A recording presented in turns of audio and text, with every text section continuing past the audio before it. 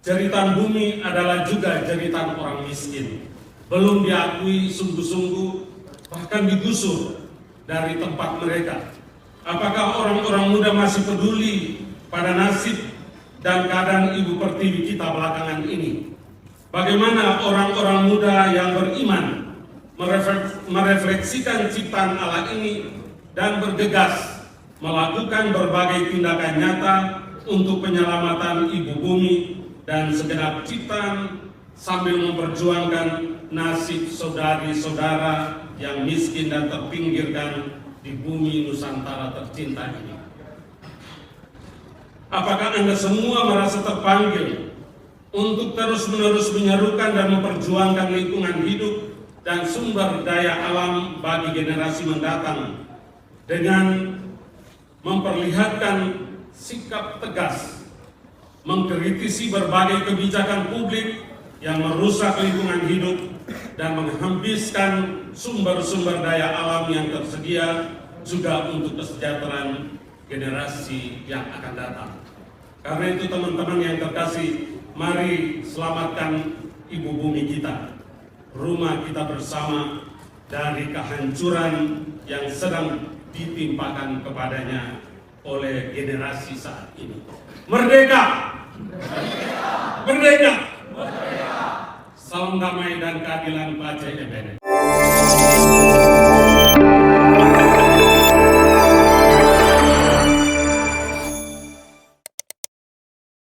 Mada alam semesta yang ditulis oleh Fransiskus dari Assisi 800 tahun yang lalu disuarakan kembali oleh Paus Fransiskus dalam ajaran barunya tentang ekologi integral yang berjudul Laudato Si yang diterbitkan tahun 2015.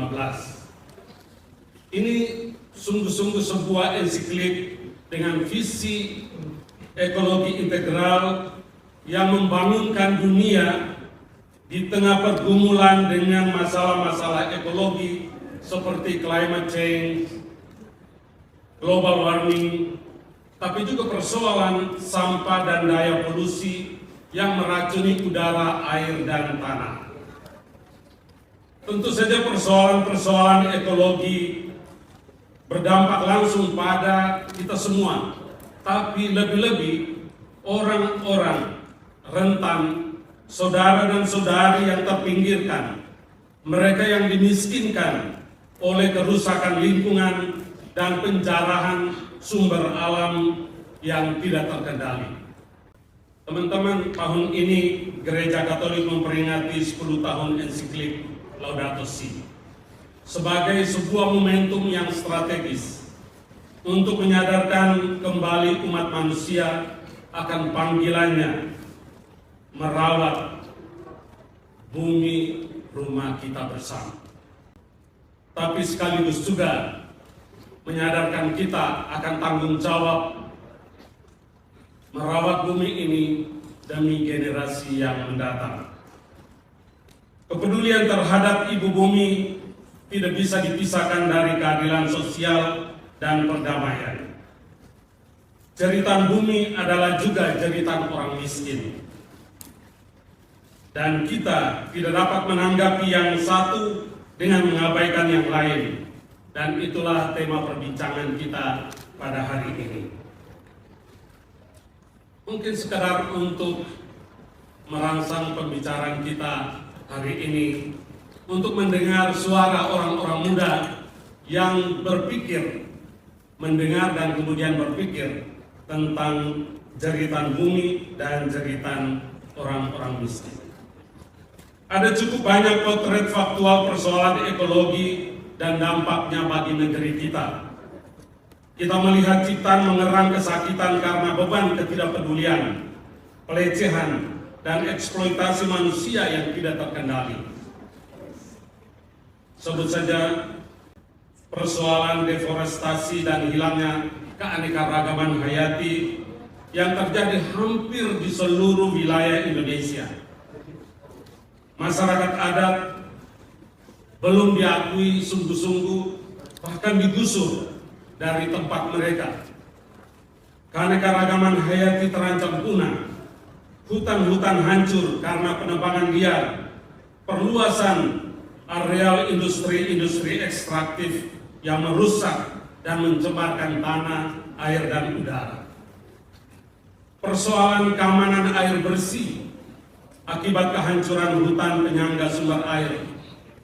Tapi sekaligus berbarengan dengan itu, praktek privatisasi sumber daya air oleh perusahaan air minum mineral yang mengubah aspek sosial air menjadi barang komoditi yang menyebabkan banyak warga tidak mendapatkan akses air minum bersih yang memadai.